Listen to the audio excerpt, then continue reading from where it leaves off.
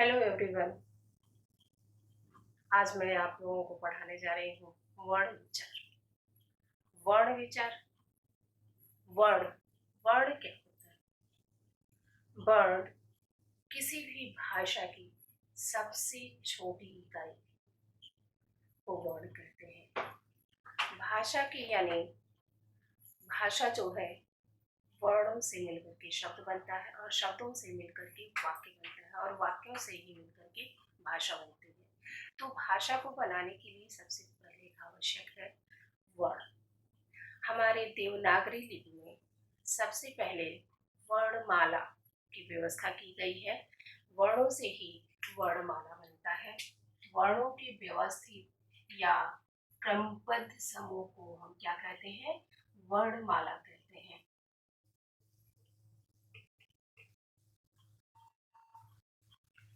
और वर्ण किसे कहते हैं? यानी भाषा का वह सबसे छोटा रूप जिसके और खंडे या टुकड़े नहीं किए जा सकते हो, उसे हम वर्ण कहते हैं। वर्ण को फिर वर्णों के व्यवस्थित समूह को हम वर्णमाला कहते हैं। हमारा हमारी जो देवनागरी लिपि है वह बहुत ही वैज्ञानिक और व्यवस्थित ढंग से लिखी गई है। इसमें सभी व्यवस्था वर्णों की व्यवस्था बहुत ही वैज्ञानिक ढंग से किया गया है। सबसे पहले हमारे वर्णमाला में आता है स्वर। क्या आता है? स्वर। स्वर। हमारे हिंदी में स्वरों की संख्या कितनी है?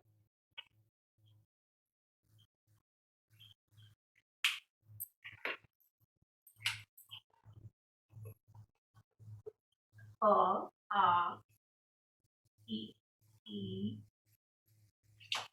उ, ऊ, रे, ए, ए, ओ और औ। ये टोटल कितने हो गए? स्वरों की संख्या कितनी हो गई हमारे? 11। कितनी हो गई? 11। और बहुत ही वैज्ञानिक ढंग से रखा गया है। अ, आ, ई, उ, ए, ओ, औ।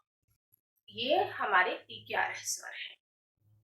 अब वर्णमाला में स्वर के बाद क्या आता है? व्यंजन। लेकिन व्यंजन से पहले भी एक वर्ण आता है, दो वर्ण आते हैं जिसका नाम है आयुगवा। क्या नाम है? आयुगवा। इसको हम क्या कहते हैं? ये दो वर्ण है, अंग और अह। क्या है? अंग और अह। इन दो वर्णों को हम क्या कहते हैं? आयुगवाह कहते हैं। क्या कहते हैं? आयुगवाह। फिर आता है व्यंजन। व्यंजन। व्यंजन को हमारे वर्णमाला में बहुत ही व्यवस्थित ढंग से रखा गया है। सबसे पहले क्या है? क है। क से लेकर के अंग तक है। क, ख, ग, घ, अंग। फिर दूसरी लाइन में च, छ, ज, झ, ञ। फिर तीसरी लाइन में ट, ठ, ड, ढ, ढ। चौथी लाइन में त, थ, द, ध, न। पांचवी लाइन में प, फ, ब, भ, म। इन पांचों अब ये पांचों वर्ग क्या है, 5 लाइन है और पांचों लाइनें, प्रत्येक लाइन में कितने कितने वर्ण है, 5 वर्ण है। कितने वर्ण है, 5 वर्ण है। और 5 बचे, कितने हो गए, टोटल 25 वर्ण हो गए। ये कितने वर्ण हो गए, 25 वर्ण हो गए। और ये कितने हैं, 2। तो टोटल कितने वर्ण हो गए, 11 स्वर, 2 अयोगवाह और 25 व्यंजन। और इन्हीं को, इन पांचों लाइनों के प्रथम वर्ण, जो प्रथम वर्ण है, उसके नाम पर इनका नाम रखा गया है। क्या नाम रखा गया है, क वर्ग,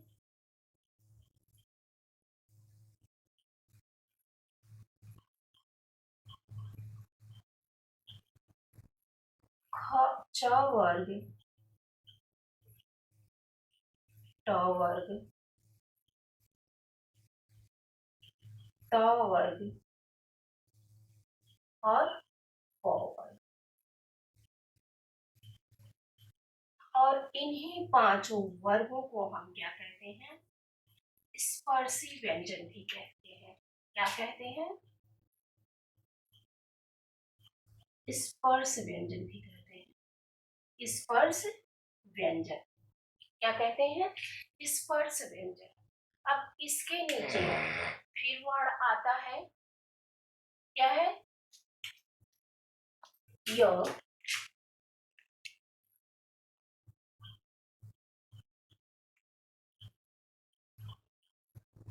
य, र, ल, व। तो ये क्या है, इनको हम क्या कहते हैं, अंतस्थ व्यंजन।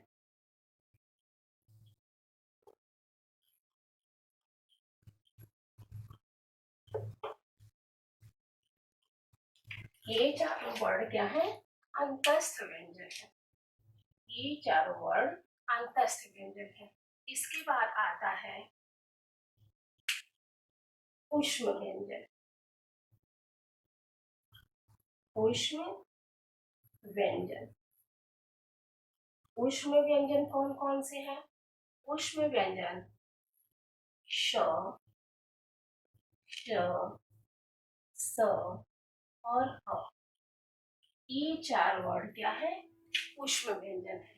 इनकी संख्या टोटल कितनी है, 4 है। और इसकी संख्या कितनी है, 4 है।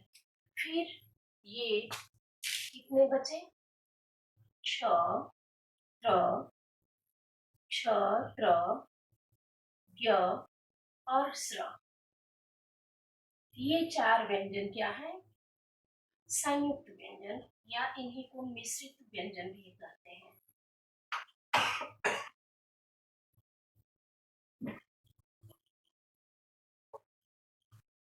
इन्हीं संयुक्त व्यंजन को ही हम मिश्रित व्यंजन भी कहते हैं।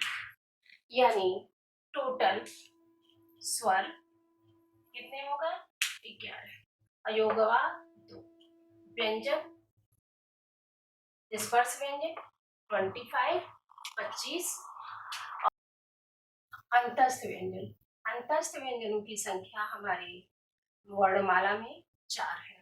कौन कौन सी, य, र, ल और व।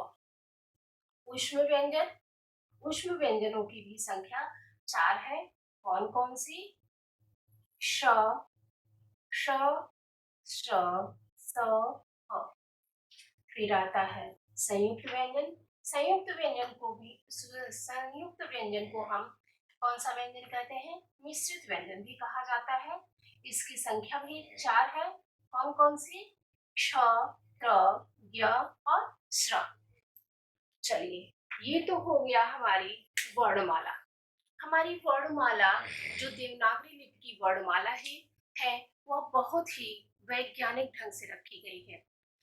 क्योंकि अगर हम रोमन लिपि की अल्फाबेट को देखते हैं तो हमको छोटे बच्चे, जब दूसरे भाषा भाषी क्षेत्र के बच्चे उसको समझना चाहते हैं तो थोड़ा उनको मुश्किल होता है, क्योंकि उसमें वॉवेल और कॉन्सोनेंट एक साथ होते हैं।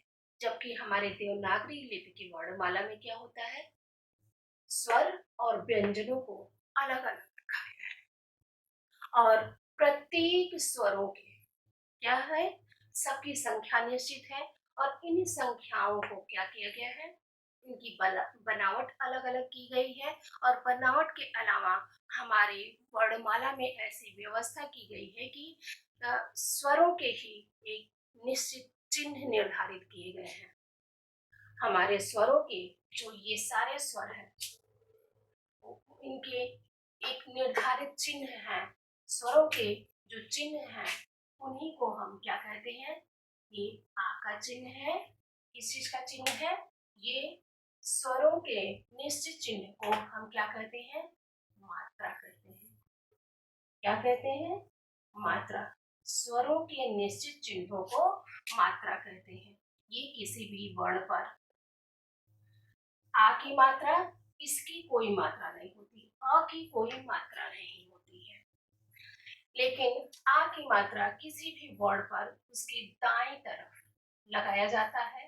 फिर ई की मात्रा किसी भी वर्ण पर उसके बाईं ओर लगाया जाता है। दीर्घ ई की मात्रा किसी भी वर्ण पर उसके दाईं ओर लगाया जाता है।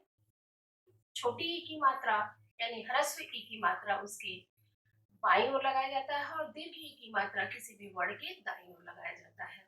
ऊ की मात्रा किसी भी वर्ण पर नीचे की तरफ बाईं ओर लगाया जाता है और दीर्घ ऊ की मात्रा नीचे की तरफ दाईं ओर लगाया जाता है। री की मात्रा किसी भी वर्ण पर नीचे लगाया जाता है ऐसे, और ए की मात्रा किसी भी वर्ण पर ऊपर एक चोटी के रूप में लगाया जाता है। ए की मात्रा दो चोटी के रूप में किसी भी वर्ण पर लगाया जाता है ऊपर। ओ की मात्रा ऐसे एक मात्रा के रूप में ऊपर लगता है अपने दाईं ओर, और अ की मात्रा भी डबल चोटी के रूप में उसके बाईं ओर लगाया जाता है। यानी सभी वर्णों पर और ये स्वरों पर मात्राएं नहीं लगाई जाती हैं। एक चीज आप लोग कंफर्म कर लें कि स्वर जो होते हैं उन पर कभी मात्रा नहीं लगाई जाती है, केवल व्यंजनों पर ही मात्रा लगाई जाती है। ये स्वरों के जो चिन्ह है, मात्राएं हैं, वह व्यंजनों पर ही लगाई जाती हैं। हमेशा व्यंजनों पर ही ये मात्राएं लगाई जाती हैं। तो मात्रा किसे कहते हैं, या मात्राएं, स्वरों के निश्चित चिन्हों को हम मात्रा कहते हैं। मात्रा किसे कहते हैं, स्वरों के निश्चित चिन्हों को हम मात्रा कहते हैं। इतना समझ में आ गया। और एक बात और है कि हमारे हिंदी में 11 स्वर हैं। 11 स्वर में अ की कोई मात्रा नहीं होती है। क्या होती है, अ की कोई मात्रा नहीं होती है। यह प्रत्येक व्यंजन, अ वर्ण जो है प्रत्येक व्यंजन में छुपा होता है, क्योंकि प्रत्येक व्यंजन क्या है, हमारा व्यंजन वर्ण है, अर्ध अक्षरात्मक वर्ण होता है। हमारा व्यंजन वर्ण अर्ध अक्षरात्मक है, बिना अ के यह पूरा नहीं होता है। अगर इसमें व्यंजन में अ न लगा हो तो प्रत्येक व्यंजन के नीचे हलंत लगाया जाता है, यानी इसका मतलब है कि यह बिना अ के है, यानी अर्ध अक्षरात्मक है। क्या है, अर्ध अक्षरात्मक। जब इसमें अ लग जाता है तब इसके नीचे से क्या होता है, ये हलंत हट जाता है। ठीक है, समझ में आ रही है आप लोगों को बातें।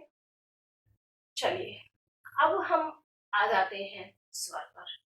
आई थिंक ये आप लोग समझ चुके होंगे कि मुख्य रूप से क्या है, वर्ण को 3 भागों में विभाजित किया गया है। पहला स्वर, दूसरा व्यंजन और पहला स्वर, दूसरा अयोगवाह और तीसरा व्यंजन। कितने भागों में विभाजित किया गया है वर्ण को, 3 भागों में विभाजित किया गया है। पहला स्वर, दूसरा अयोगवाह और तीसरा व्यंजन।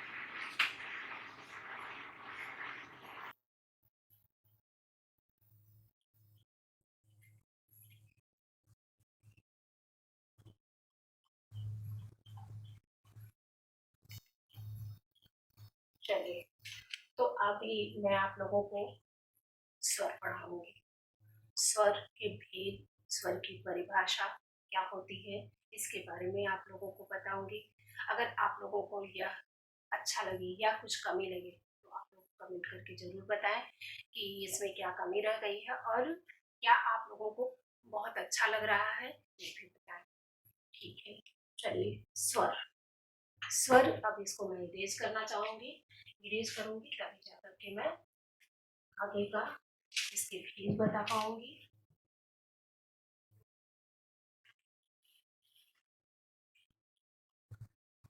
स्वर और स्वर की मात्रा जानिए। अब जानिए इसकी परिभाषा। स्वर की परिभाषा, परिभाषा क्या हो जाती है?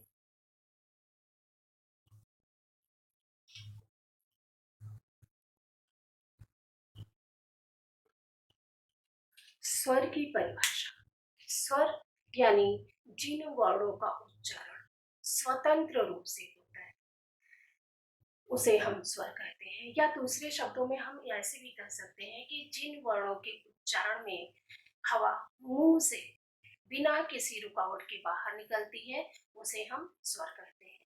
इसमें एक ही शब्द का अंतर हो जाता है, बिना रुकावट के बाहर निकलती है या स्वतंत्र रूप से निकलती है, उसे हम क्या कहते हैं? स्वर कहते हैं।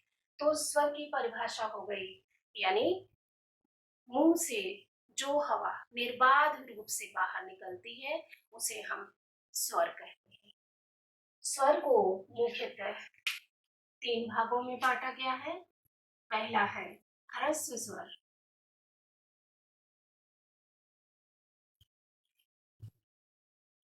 ह्रस्व स्वर, दीर्घ स्वर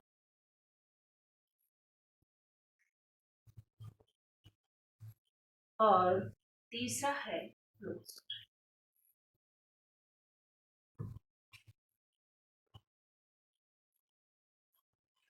अब ह्रस्व स्वर क्या है?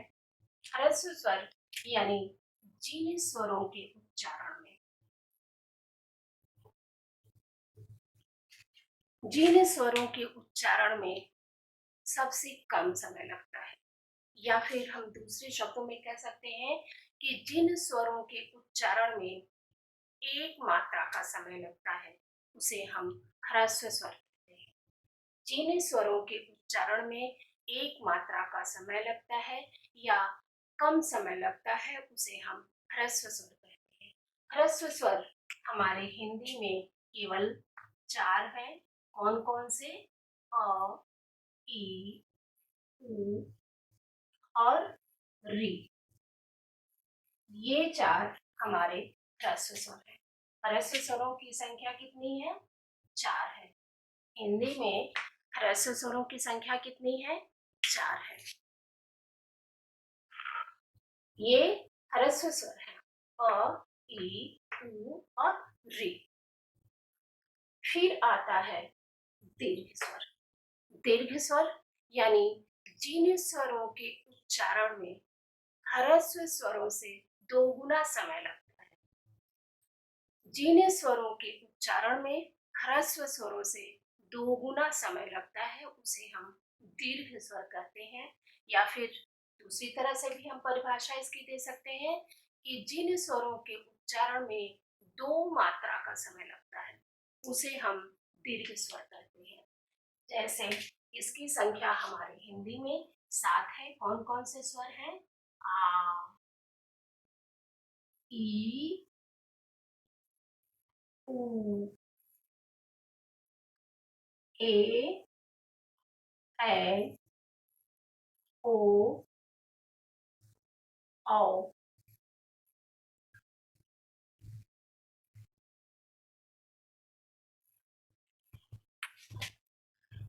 ये कितने हैं टोटल? 7। उनकी संख्या, दीर्घ स्वरों की संख्या 7 बताई गई है। अब इसमें से ये जो चार हैं, चार, इनको हम मिश्रित स्वर भी कहते हैं। क्या कहते हैं? मिश्रित स्वर भी कहते हैं। इन चारों को मिश्रित स्वर भी कहा जाता है। ए, अ और ई मिला करके ए हुआ है, अ और ए अ और ए मिला करके ए हुआ है, और औद पर ऊ मिला करके ओ हुआ है, अ और औ मिला करके ओ औ हुआ है। यानी इन चारों को हम मिश्रित स्वर भी कहते हैं। फिर आता है प्लुत स्वर। प्लुत स्वर यानी वह स्वर जिनके उच्चारण में 3 मात्रा का समय लगता है। कितनी मात्रा का? 3 मात्रा का समय लगता है, या फिर इसका उच्चारण बहुत लंबे समय तक होता है। इसका प्रयोग हिंदी में बहुत कम होता है और अधिकतर संस्कृत में इसका प्रयोग होता है। हमारी भोजपुरी बोली में इसका प्रयोग होता है और संगीत आदि में इसका प्रयोग किया जाता है। बहुत कम शब्द हिंदी में इसके मिलते हैं प्लुत स्वर के, जैसे ओ,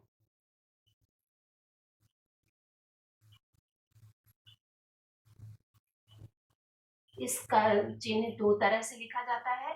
संस्कृत में ऐसे करके ये लिखा जाता है और हिंदी में इसको यही ऐसे करके लिखा जाता है। ठीक है, समझ में आ गया स्वर? ह्रस्व स्वर, दीर्घ स्वर और प्लुत स्वर। अब ह्रस्व स्वर और दीर्घ स्वर में अंतर क्या होगा? तो आप लोगों को ये समझ में आ गया होगा कि स्वर किसे कहते हैं, स्वर के कितने भेद हैं और यह कौन कौन से स्वर हैं। जैसे ह्रस्व स्वर 4 होते हैं, दीर्घ स्वर 7 होते हैं और ये चारों स्वर मिश्र स्वर भी कहलाते हैं। इसको बहुत ध्यान से आप लोग पढ़िएगा ताकि आप लोगों को याद रहे। बहुत ही एग्जाम में, सारे कॉम्पिटिटिव एग्जाम में छोटी-छोटी चीज आप लोगों को पूछे जाते हैं, जिसको कि आप लोग ध्यान में नहीं रखते हैं और आगे चल करके आप लोगों को कठिनाइयों का सामना करना पड़ता है। ताकि स्वर और व्यंजन में अंतर, ह्रस्व स्वर और दीर्घ स्वर में अंतर। ह्रस्व स्वर, ह्रस्व स्वर के उच्चारण में 1 मात्रा का समय लगता है, जबकि दीर्घ स्वर के उच्चारण में 2 मात्रा का समय लगता है। ह्रस्व स्वरों की संख्या 4 है, जबकि दीर्घ स्वरों की संख्या 7 है। ह्रस्व स्वर जिसमें अ आता है और अ की कोई मात्रा नहीं होती है। दीर्घ स्वरों में सातों के सातों मात्राओं की, सातों के सातों स्वरों की मात्रा होती है। चलिए, अब ये हो गया आप लोगों का स्वर। बच्चों, अगर ये आप लोग ध्यान से सुने रहेंगे तो कभी ना कभी आप लोगों को जरूरत पड़ेगी। सारे कॉम्पिटिटिव एग्जाम में 30 मार्क्स का ये हिंदी आता है, जिसमें से कुछ मार्क्स का तो फर्स्ट चैप्टर से आप लोगों को आना ही आना है और हमेशा आता है। स्वर, स्वर तो आई थिंक आप लोगों को अच्छी तरह से समझ में आ गया होगा।